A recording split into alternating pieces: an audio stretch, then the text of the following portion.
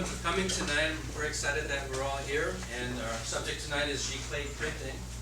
And we're going to go over what the word Giclee means and go through all the things related to preparing a Giclee, your files, and talk about resolutions of the technical things. And this is sponsored by Menaul Printing, where we print for the professional photographers and professional artists, and Canvas Zoo, which is our company that prints for the general public. People email us their photos from all over the country, as JPEGs, and print them on canvas and ship them off. And if anyone wants a tour of our facility afterwards, we can do that. And we can look at the printing room and look at where we stretch the canvases and go through the whole process. I'll have some photos in here which kind of go through it, but it's nice to see it live and see our big printing machine and all that kind of thing where we spray the canvases. So if anyone wants to stay a little bit afterwards, we'll give you a tour. So here are some of the subjects we're going to go over in our presentation. What is a Giclee? Some history about Giclees and how the term came about. Art reproduction, photography. The gallery wraps, which is how you wrap a canvas around the sides. The frame and the image on the sides. We'll be talking about RGB and CMYK resolution, digital capture versus scanning, art papers, photography papers, the mirror wrap, stretcher bars, and blah, blah, blah, blah, blah, and so on. And you're welcome to ask any questions as we go along. I welcome questions. I don't want anyone to have some questions. Blah, blah, blah. Just get down to it. Sometimes if you have a question, you get stopped right there, and I don't want anybody to get stuck, like 10 slides ago. So feel free to bring up any questions that you have as we go along. So we're going to go over the history and the origination of the term Giclee, and that's how it's said, Giclee. So this goes back to the 1980s with Graham Nash from Crosby, Stills and Nash. He was a photographer, still is a photographer, and he took a lot of pictures while he was on tour and took pictures of his own band and other bands and got quite a collection of interesting photographs. And he started getting them onto his Macintosh computer, but he found there's no way to print them. I can do cool things on my computer, but back in that day, well, how do I print it? The desktop printers did a crappy job, but he wanted to do like fine art printing. So this is where it all began with his tour manager, Matt Holbert. The two of them endeavored to find a way to print the photography. And so what they did was they hooked up with Iris Graphics and this model 3047, which was used in the pre-press industry. Back in those days when you wanted to print a brochure or postcards or annual reports, the earlier technology was to make these sheet films, and stack them up to get the color, and that was very time-consuming and expensive. And so this was the first digital pre-press proofing machine, and it's called the Iris Graphics 3047, which meant that it could print up to 30 inches by 47 inches, and at that time it cost $126,000. And so when my wife Jerry and I had our market communications firm, we would send our proofs out to be proofed on this particular machine, so we were very familiar with it at the time. So Nash and Holbert decided to call their fine art prints digigraphs. And another fellow who worked in their studio named Jack Dugain decided a better term was Giclee.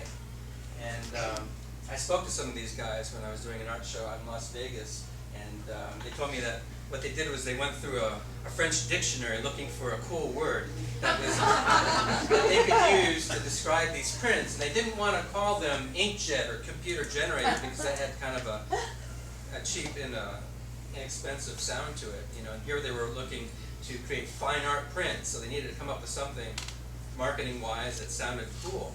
So they came up with Giclee, and it means in French to spray, or means nozzle, to squirt, to spurt. So it's the concept of spraying like an inkjet printer would without using the word inkjet.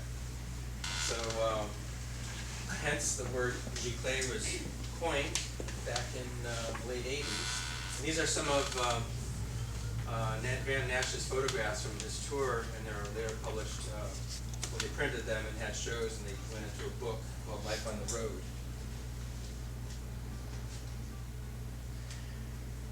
So today, Nash Editions is still around, and they're still printing, and they now use Epson printers like we do, and they use the same canvas brand that we do. So that's kind of cool that they're using the same printer, the same inks, and materials to print on that we do at Canvas Zoom and all our printing. So what is a Giclee? Well, the term is used to define a reproduction, a digital reproduction of artwork using digital media and inkjet printing, basically. And the name originally applied to the fine art prints that they made on that Iris 3047, but has since then come to mean any high-end inkjet print. And the term is used by artists and galleries and print shops to denote a high-quality fine art print.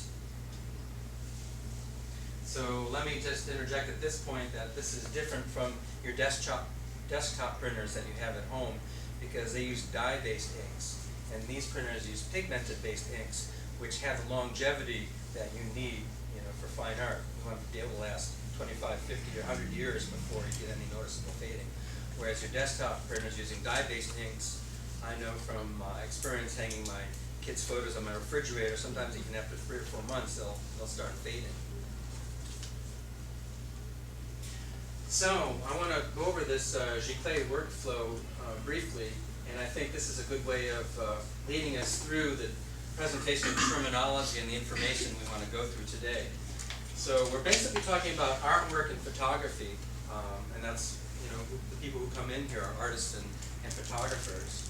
And a photographer will come in with their digital files, typically on a CD or on a USB drive or on their camera or some means. And so then that goes directly into prep, where we get it on our computer, we look at it, and we try to evaluate the color. Is it going to print the way the photographer expects it to? We size it up for printing. And then it goes into our print department, and we go into making a proof.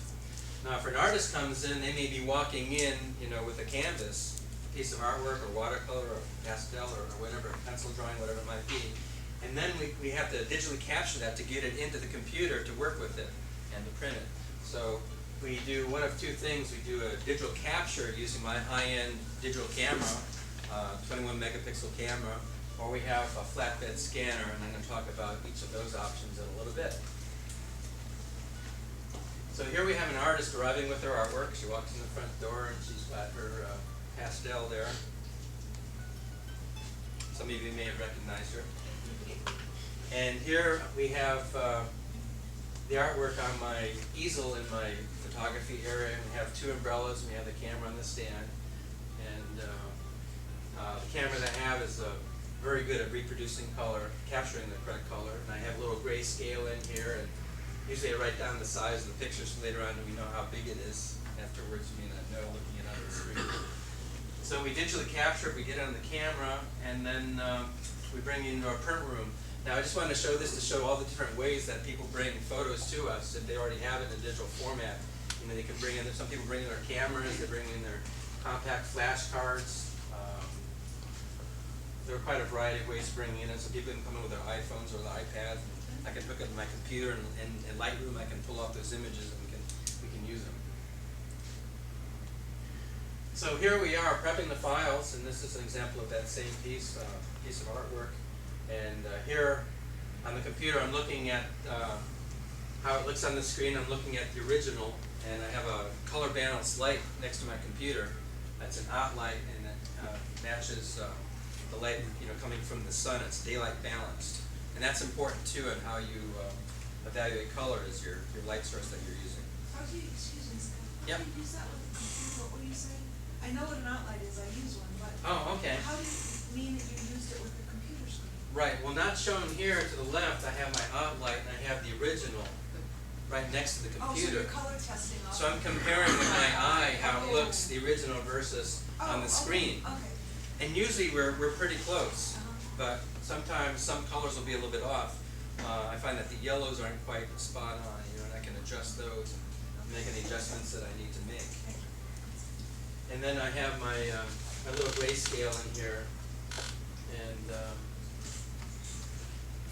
artwork's a little bit different than photographs. And photographs, if you study Ansel Adams, you're looking for a white point and a black point, in the full tonal range. But I find with artwork, you don't have a full tonal range usually. The blacks aren't pitch black, they're not pure black. Usually they have some color tint into it. Painters are taught that they don't use pure black because you get reflections from the sky, and maybe there's a dark blue and it's not really a pure black, or or some other shade. And usually the whites aren't pure white. So I've learned over the years how to adjust artwork. You know, it's different than you would do most of the photographs. Yes? What do you do when you haven't got either a black point or a white point in the photograph? Okay, good question. Well, I look by eye and I compare the original to my screen, and usually I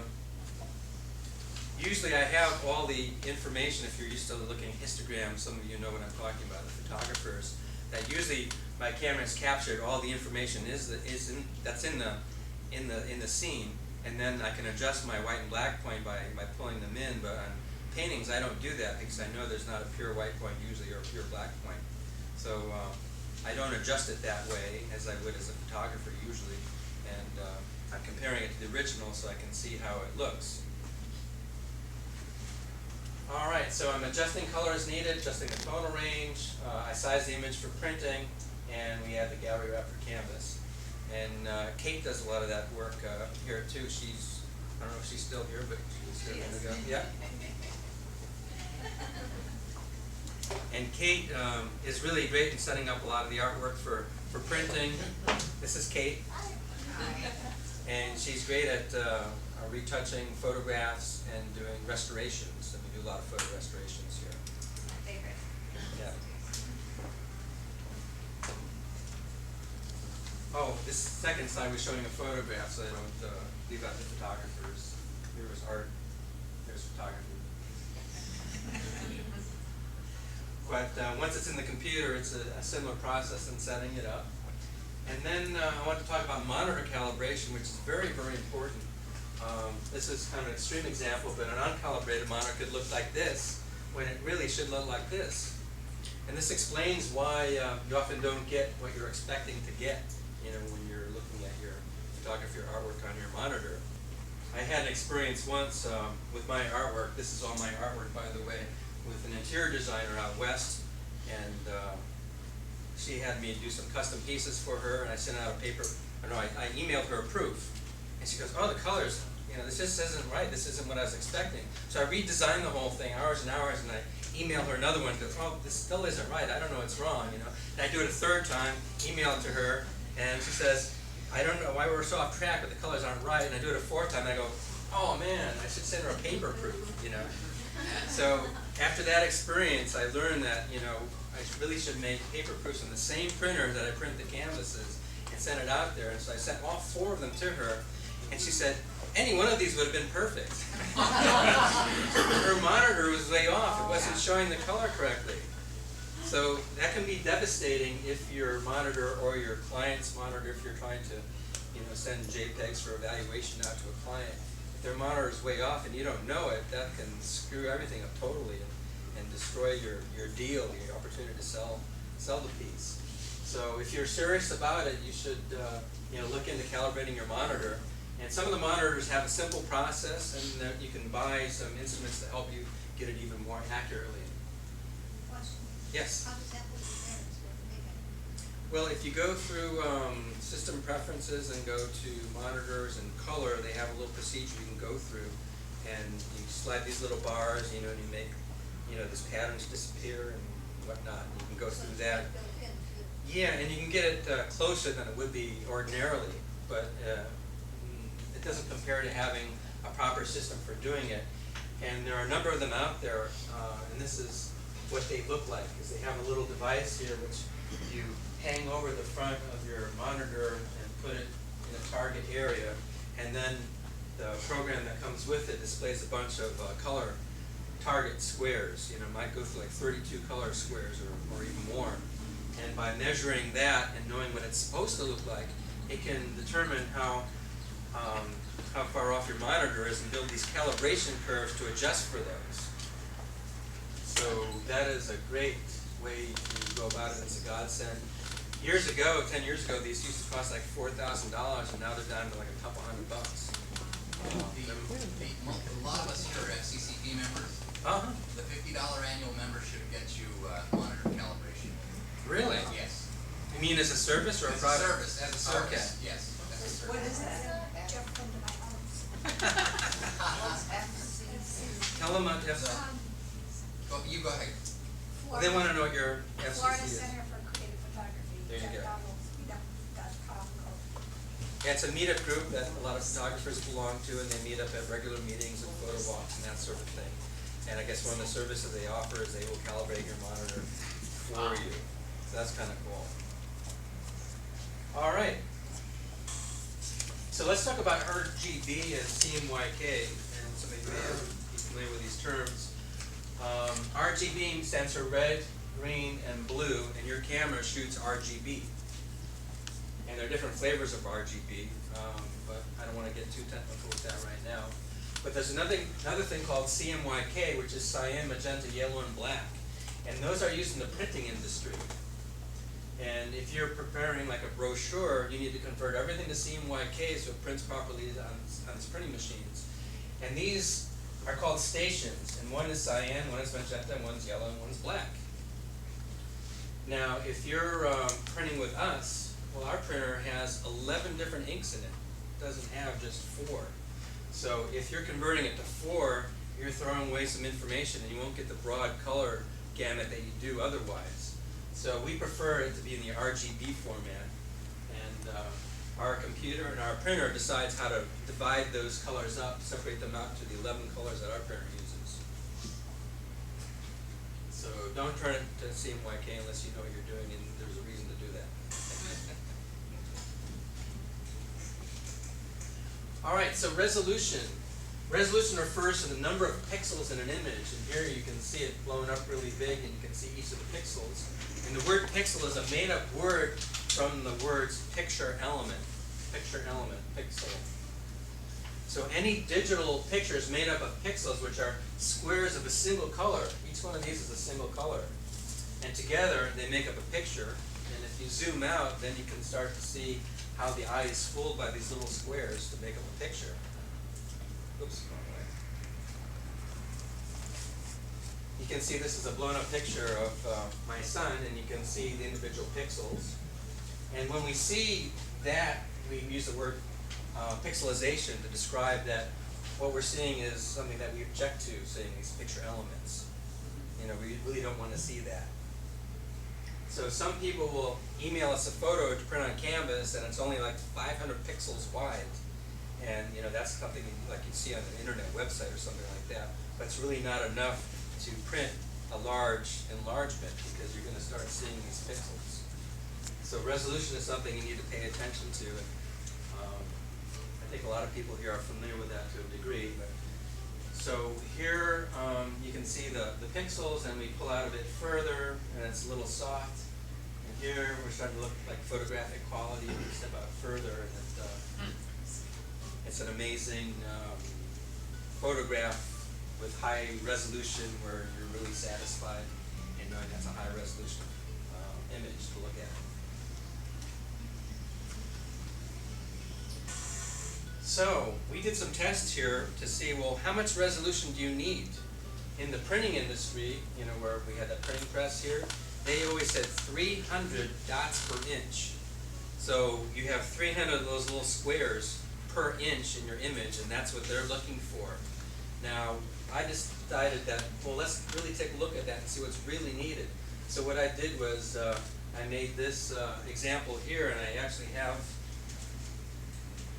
these squares here, and I'll pass them around. You can take a look at it. And at 25 dots per inch, 25 of those squares per inch, it looks fuzzy, it looks pixelated. You can see little jaggy artifacts. I would describe that. When you get to 50, it's better. 75, it's so-so. But once you get up to 100, it starts looking pretty good. Between 100 and 200 is very, very acceptable. This artwork here is only printed 120 dots per inch. Most people are amazed to hear that. And if you look at it up close, you don't see any of this pixelization or any of those artifacts that you see in the low-res picture. So we print a lot of things at 120. 140 is really good. We print a lot of things at 140 DPI. Particularly on canvas, it looks awesome. If you're going to print on like a glossy photo, or on glossy photo paper, and you're going to be looking at it up close, you know, or maybe looking at a loop, you might want to be more in the 200 range. But anything beyond 200 is usually just wasted, and it just takes more processing time, and you got bigger files, And you definitely do not want to up-res your file to 300 dpi. I mean, I had someone come in with a 30 by 40 inch image taken from his camera, and he up-res it to 300 dpi, and it was over a gigabyte file. You know, it took 5 minutes to get it onto my computer, and you know, it's just unnecessary to up-res it. It's like an overkill. It's overkill, Yeah. and especially if you're up-resing it, what happens is Photoshop or whatever image editing program you're using interpolates it. It's making up pixels because they aren't there. Right. So it could be doubling the number of pixels, so it has to guess what those colors should be. So it's going to make errors, and it's just not going to be that great. I mean, sometimes you need to do that, but I'd rather have you send me all the resolution that you have, and then we'll size it to whatever we're printing to. And if there's any question, we can always take a look on our screens and evaluate the resolution and let you know, or let you see, you know, looking at it together, how it's going to look at a particular size. Yes? Maybe you'll get to this, but what's the, how much of a difference is there in resolution when you shoot in RAW versus in JPEG? Well, I've done some tests with that, and in the early years I wasn't convinced, but in recent times I'm totally convinced that RAW is the way to go if you're prepared to handle RAW files. Now, if you shoot a RAW file, the advantage is that all the information that's captured from the camera is all there. And on your camera you have settings, and you're setting the color balance, you know, or the camera's doing that for you. It's doing a lot of things, and then it's saving with those changes in it to a JPEG, and you can't go back and undo those changes, but with a RAW file you can. If you shot, you know, with it with the wrong color balance, you can go back with a RAW file and change it. You can do all kinds of things. So it captures more information, it's a sharper image. Not having been saved as a JPEG, you're not losing any information. When you save a JPEG, it's compressing it to make the file smaller. And what it does is it looks through the image and says, okay, the next 10 pixels going across are white, so instead of saving every pixel, we're going to save a little text file saying the next 10 pixels are white, you know, and that saves a lot of information and can make a smaller file. So it's going through there trying to figure out how to do that, and you're losing a little bit of information when you do that. And a lot of times you don't see that, but when you're blowing up things really big, it can make a difference. So if you're prepared to shoot RAW, I would do that, and it helps if you have you know, the Adobe RAW file converter or Lightroom or some means to do that. It takes a little more time to deal with it, but if you're prepared to deal with it, that's a far superior way to shoot. Sometimes when you send a file into a magazine, they'll ask for 300, 600, one out. Okay. Printing. Okay. Is that a necessity or? Well, what happens is, according to their industry, they need 300 dots per inch. But they want to have the opportunity, if they need to make it larger and resize it. So if you give them 600, then they can go twice the size and still get 300. See, so that's why they ask for that. I'm going to pass these around while I'm talking. You can see the 25, 50, 75, 100, and so on. And you can look at it and compare the difference. And I think everyone will agree, once you get above 100, you're doing pretty good. And if you're in the middle of range, you're doing really well. Okay. So, prepping a gallery wrap. So a gallery wrap canvas is a canvas print where the canvas extends around the sides into the back of the stretcher bar frame. Now, this is a stretcher bar frame. We'll be talking about this a little bit later, but the canvas, this is what's behind the canvas. The canvas gets stretched around and stapled on the back. So what we're talking about here is having image on the side here, like on the artwork here. Here's a white canvas that's been stretched, and you can see how that looks to get the idea. And you can have, if you have enough image area, you can have what you would normally crop off, go around the sides. You could add white to the sides, or black, or a color, or you can mirror image.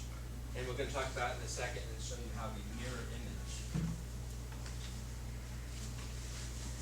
So here's a gallery wrap canvas with a black edge, which is a nice look.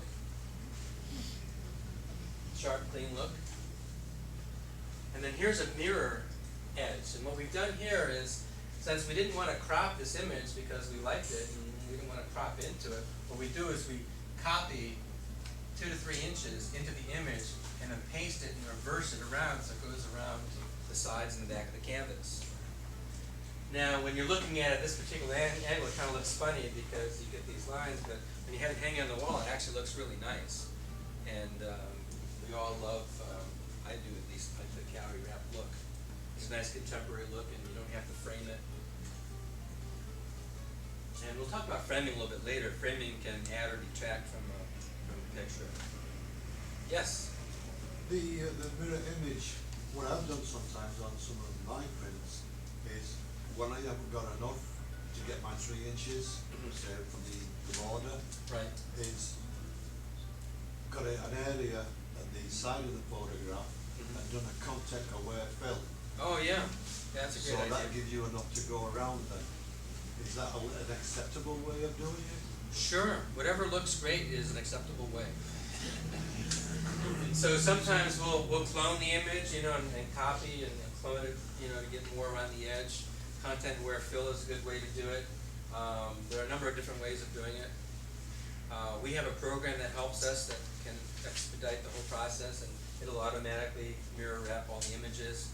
And some of them you can specify that you also want it to be blurred, or motion blurred.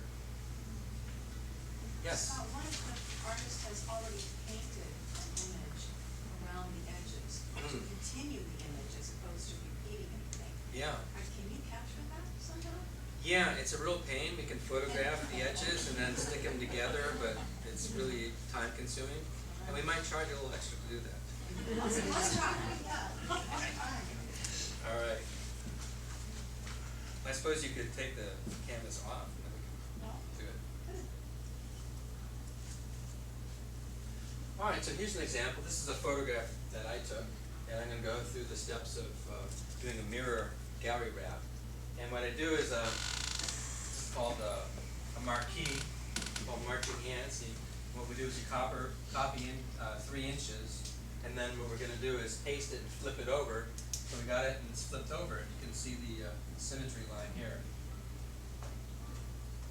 And we do it again for the other side. And then the top, got a little smaller, but you can see the symmetry line here on the top, and then we add the bottom. And sometimes it looks a little funny when it's lying flat, but when you have it wrapped, it goes around the sides, it usually looks great. Well, there are a couple instances that can cause a problem.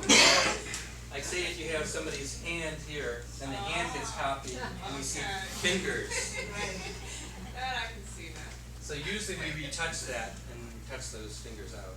Some body part gets transferred to the side. So those are some of the things that we have to deal with, and can take us a little bit more time when we want to not have funny things happening. So, and then I just threw these lines on to show where this is the front face of the canvas and this is the sides and then the bottom. So we will do this for you. If you send us an image, we'll handle all that. Some photographers like to take total control and do it themselves, but we're happy to handle that for you as part of our price and producing it for you. But if a photographer sends you the image with his perception of what the gallery wrap should be, Yeah. where the lines of demarcation, how does he identify where those lines are to you? Well, The marquee won't be there, will it? No, well, we usually put guidelines, those blue guidelines in Photoshop, and we'll leave them there, or some people leave them there so we kind of know where it is. But if we've talked and we had an agreement that you're going to give us 3 inches on all sides, then it should work out. But that's the point, is 3 inches, so you can go to the extreme of the image and count back Right. 3 inches, instead of going out. Right, you prep a 16 by 20 canvas, and we're going to, if it's 16, it should be 17, 18, 19, 21, 22 inches all the way across. And then we'll measure and make sure that it looks right, and if you've done it right, it should. And if it isn't right, then we'll either fix it or talk to you and work it out so it is right. And that's one of the things that separates us from some of the lower cost places that make Giclee is we want to make sure and guarantee that it comes out right, and we'll take the effort to fix it or get together with you and work it out so it is right. Okay, so, going back to our Giclee workflow, we've walked down through, getting the digital file into printing, and now we wanna make a proof. And so we almost always print a proof to ensure that what we, see on the screen is what we get in the final output. And if we have like a painting, we often have the painting here so that we can compare them and make sure that it's working out well. And sometimes we print several proofs until we're satisfied, and it's costly and time consuming for us to do that, but our reputation is on the line, we wanna make sure it comes out right. So we'll take that time to do that. If you go to some, Walgreens or someplace, they're certainly not gonna do that, they just print out what you get, and you get what you get, So we're not the least expensive place, but we're here to guarantee that you get the results you're looking for, something that you can be proud of, and something that you can sell. When you proof, do you proof on the same material that you're gonna print on?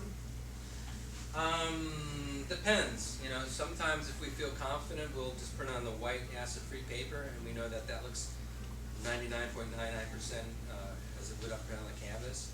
But if something's really critical, or the texture of the canvas might influence your perception of it, then we'll print a proof on canvas.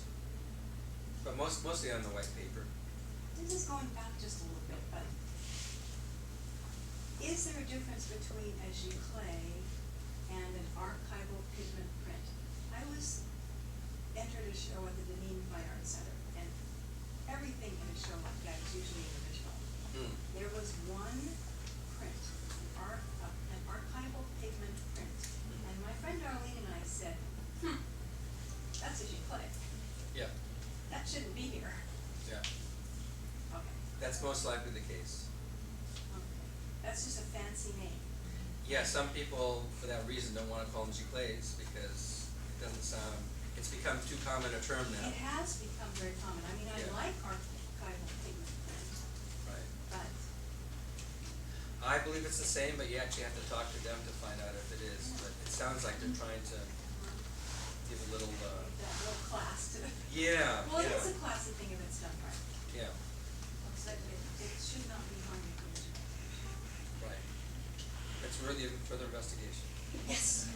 Talk to the curator. What's the difference?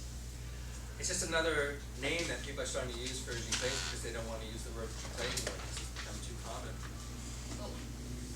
Archival, what did you say? Archival pigment print, which is a kind of, it is an ink. Yeah. A pigment. Well, our printer uses a pigmented ink, so I mean, you could call it a pigmented print, and it is archival ink, so you could call it an archival pigmented print. Yes? I see that as a It's supposed- distinction One without. second, it's supposed As to what? opposed to a toner. Toner. Is that what you call the other, a dye? Dye, A yeah, dye, okay. yeah. I see what she was talking about as a distinction without a difference. Because if you have a good inkjet printer, I have a Epson 1400, Okay, which is not expensive at all. Right. 6 inks. I can get a set of cone pigment inks, plug it right in, print it on good archival paper, and I've got an archival pigment print. correct. But it's not a Giclee. You could call that Giclee. Yeah, maybe I could, but for what purpose? Is it- Marketing. Is it Giclee something that is printed where all the colors are printed at once, they come out as opposed to a 4-color press? Right, correct. Okay. It's a cliche. All, the whole image is line by line. You get 2 extra points for that. Yeah, Giclee is becoming a cliche, so. Always have to always reinvent ourselves. Any other questions? Okay. So now we're printing the proof. That's not a proof, but this is the machine that we're using. And here's our proofing station, and we've got a color correct daylight balance light to evaluate this with. And we didn't always have that there, but we found that with the regular fluorescent lights were there, that the color wasn't matching well, and then we bring it out of the room to other fluorescent lights, and it'll look different over there, and then we bring it outside, and it'll look different there, and it was like a pain to try and match colors. I mean, you'd hold the original and you'd hold the print, and in one lighting situation they'd look identical, then you go to a different lighting situation, they look different. It's like perplexing. taxing and frustrating. So we invested in a daylight balanced light, which is used in the graphic arts industry, and you pay quite a bit for these bulbs. But it's a standard that they use. It's daylight balance, and it's a full spectrum light.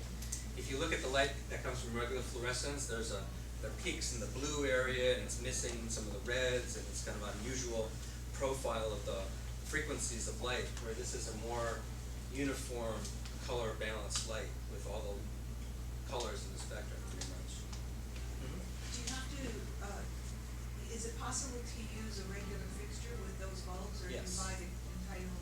Yeah, this is a regular fixture from Home Depot with those bulbs in it. Oh, wow. Well, theoretically, you should turn off all the other lights, but we know that this is so much brighter than the other lights that, it's fine for most uses. And we painted the walls gray, and that's a good idea if you have a room for evaluating color. There are a lot of things that can influence it. Like you're sitting in front of your monitor and you have a big red shirt on. That could even influence your perception of the color. When I called my real life, we used to do a lot of automotive stuff, and that all had to be color matched. So we had a booth with no other light infiltrating that, Yeah. and that was the only way to, we couldn't allow incandescent or fluorescent light to penetrate that area, so. Right, good point. You got a little room, so you have that capability back. Yeah. So, that was definitely worth doing. It made a difference. Have a couple, this on one circuit and the rest of the stuff on another circuit. Mhm. So when you're doing your color match or check, that you only have that light active in the area, I think is important. Yeah, color's a very, very interesting subject. I've been Yeah. interested in it for a long time being a photographer, and I started doing some tests, and I was like comparing my left eye to my right eye. And there's a tiny variance in color between my left eye and my right eye, not a lot. And you'd never notice it unless you're like really, really looking for it, but I, testing it back and forth. And there's a little difference, and then I was wondering, well, how much difference is there from person to person? And then you've got some people who are colorblind and different variations of color blindness. So that's a very interesting question. Do the color you see is the same color that I see? And I go to art festivals and I'm showing artwork, and some people go, oh, that's so bright, I can't take it. It's like, whoa, what are you doing?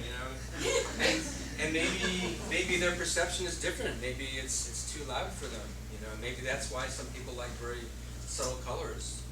It's hard to say, but it's an interesting subject. Yeah, as an instructor, I have to be very careful when I see a color. I have a very good color sense. I see a color, Yeah. and my student doesn't see it. I Ah, can explain it, but Yeah. then I have to tell them, you can choose to paint what I see or what you see. yeah. It's your choice.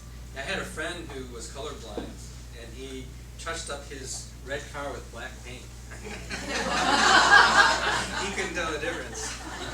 And he'd wear the gaudiest ties to work, and he'd say, that tie doesn't go with your suit, he goes, looks fine to me, I don't care. Yeah. What compensation, if any, do you make based on where it's going to be displayed? That's an interesting question. What are customers lighting like? Yeah, we don't really worry about that too much. We haven't gotten to that fine level of detail on the display lighting. When you go to photo competitions, they have lighting with a certain amount of candle power, that kind of thing, and the photo labs will make the prints differently if it's going to be an official photo salon competition, and the prints will be different. But for the most part, we don't usually make any correction or changes to a particular lighting situation. If we were asked to, we can go into that, but it hasn't really come up. Okay, so we're in the proofing area, and here's where we compare them to the original. Any adjustments are needed, and despite monitor calibration and the print profiles, I should probably mention print profiles. Like what Graham Nash did in the early days is he was trying to figure out how to get these printers to print the color the way he expected it, and these pre-pressed machines just couldn't print on watercolor paper. It looked awful, and then they went to coating the papers. He noticed that the ink would sit properly on it, and discovered that the thing to do is create these color profiles. And what they do is they print out a whole bunch of color charts, and they have a spectrophotometer measuring each of the colors, just like we do in calibrating the monitor, going through all these color sequences. And you can build a color table which will compensate for any discrepancies in the color being printed versus what it really should be. So we have, it's called an ICC profile. ICC stands for International Color Consortium, and they set the standards for color. And we have a profile for our printer for each of the different materials we're printing on to compensate for the bias of each printing materials. So despite having your monitor calibrated and your print profiles for each type of paper or canvas, we still have to make some small adjustments to make sure that we're getting precise color. And my friend used to say, he was an art director, color doesn't happen by itself. You always gang up your proofs? Not always. In this situation, we had a number of them, and we decided to do that and could review them quickly that way. Yes? Canvas textures, are they different? Yes. Grades? There are different types of textures depending upon the manufacturer, and also can vary with the cotton content of the canvas. 100% cotton will have a coarser texture than one that's a polyester cotton blend or polyester. And we're going to talk about differences in that a little bit later. So, so we've got our proof, and we've approved it. Now we're going to print our canvas or print our paper. And let's see what the next slide does. Oh, we have to coat our canvases. When we print a canvas, it needs to be coated. And the reason for that is they need to increase the scratch resistance. They are a little bit, I don't want to use the word fragile, but you can scuff them if you're not careful. So you really want to coat them. And the coating also has a UV protection, which is ultraviolet inhibitors, which reduce the amount of ultraviolet coming through to the pigments, which can degrade them over time. And just a little side note, each of the colors fades at a different rate of speed. You've probably seen this with old prints you might have had that are 20, 50 years old, that maybe they've turned blue or something because the magenta pigments fade more quickly. So with this UV inhibitor, we get really good results, and there's a fellow named Wilhelm who's done some testing with the different canvases and different coatings and whatnot. And we're looking at many times 25 up to 100 years of estimated life before any noticeable fading. So we've gotten, people have always questioned that over the years. Well, what about the archival capability of your canvas? And we're at the point now where I think it exceeds a lot of the original fine art materials. If you're doing watercolor, I don't know what the longevity of that is, but from what I understand, it's probably not 100 years, especially if you have any type of light. So we've gotten really good with our Giclees in terms of longevity. And we use the original manufacturer inks. A lot of companies, to save money, they will buy third-party inks from some other manufacturer and buy them in bulk, in gallons or quarts or something, and save a lot of money. But the problem with that is you often don't get the consistency from batch to batch or from year to year. And since we're printing for people and they might call us 2 years later and say, hey, can you print me another 20 by 30 of that image? We want it to look, like it did 2 years ago. So we don't want to be playing around with our inks and trying different things to save money. We want the quality, the consistency with the original manufacturer's ink. So a note about other canvas providers is many of the discount providers don't laminate their canvas at all. I was thinking about ordering one from Walgreens just to see what it looked like and maybe bring it today, but I didn't have time.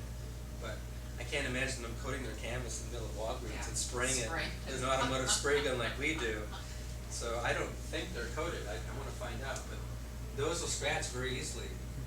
They don't have the UV inhibitors, and they'll fade, and they're not using the most expensive inks. They're trying to get the prices down. Canvas from other suppliers may be 100% polyester, and it really couldn't be called a canvas at all. It has like a canvas texture. It's made out of plastic, and it doesn't hold up as well as canvas with a cotton content in it, and it just doesn't have the quality look or feel. And we bought a roll of what they call production canvas, which is this 100% polyester. And I just, I was thinking, well, we can save money. There's certain places where we could use it, and I just can't use it. It's so thick. feels horrible. I just can't bring myself to use it. So some of the discount providers use thinner stretcher bars made of MDF board. That's that artificial fake composite stuff with particles made with glue, rather than pine to reduce cost. This is the stretcher bar material that we use, and as you can see, it's heavy duty. It's not a really thin thing. And what's really cool about this stretcher bar is it has a high lip on it, so the canvas is held away from the face. And if you don't have that big lip, and there's any pressure on the canvas at all, you can start seeing a line here. You've probably seen that in some canvases that you spend much time with them. So we like this deep lip, and this stretcher bar has the added benefit is that this way you get a 1.5 inch thick deep canvas, and if you flip the bar around, you get a 2 inch if you build the stretcher bar using it this way. These come in 8-foot and 10-foot lengths, and we chop them up and put them together with glue and with these V-nailers, which put these little V-shaped nails into it and hold it together. So that's a little bit about the stretcher bars.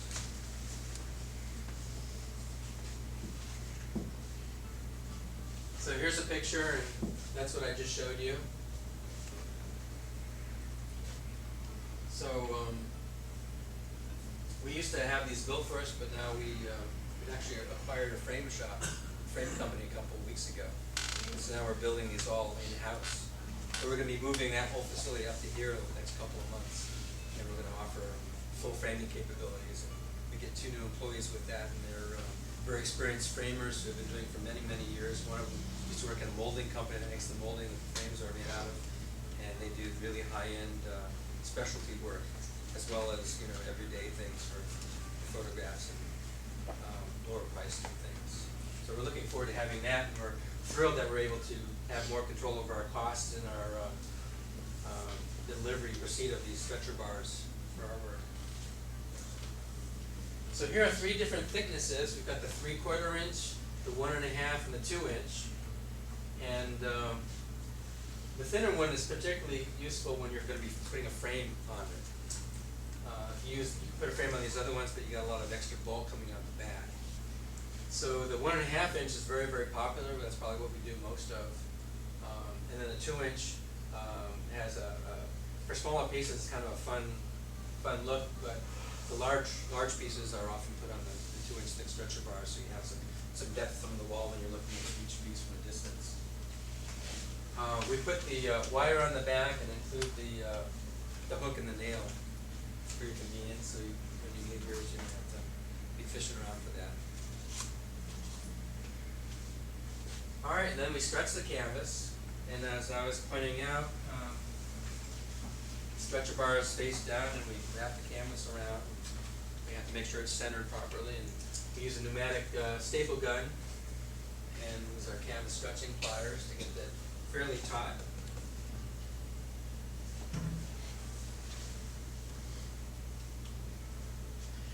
And then art and photo papers.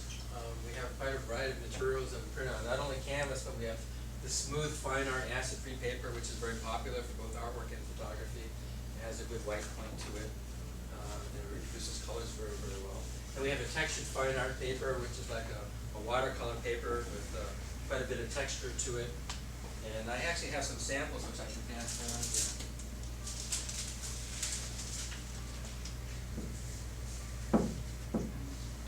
There's the textured on the top. So the textured fine art paper, as I said, looks like watercolor paper. It's great if you're putting a watercolor on it. A lot of people think that it's an original when you print watercolor paper. And then we have your glossy paper. It's like a photo paper, which is nice, and a luster paper. We have a metallic paper, which is in that pack there too, which is really cool and interesting. And then we have a Tyvek material, which is really neat, and we've actually used that as wallpaper. What is that? It's kind of like those envelopes that FedEx things come in, and it's like you can't rip it. And now they made it available for printing on it. It's got a printing coating on it, and as I said, you can put wallpaper paste on it and then stick it up and use it as wallpaper. It's a very durable and fun material to work with. Does it hide the fibers? Is it what? Does it hide the fibers? We can show you some Styrene samples of is a it. lot, it has a lot of little fibers. Yeah, you see it a little bit, but not as much as the envelopes. And then we have adhesive back material, which you can peel it off and stick it on the wall.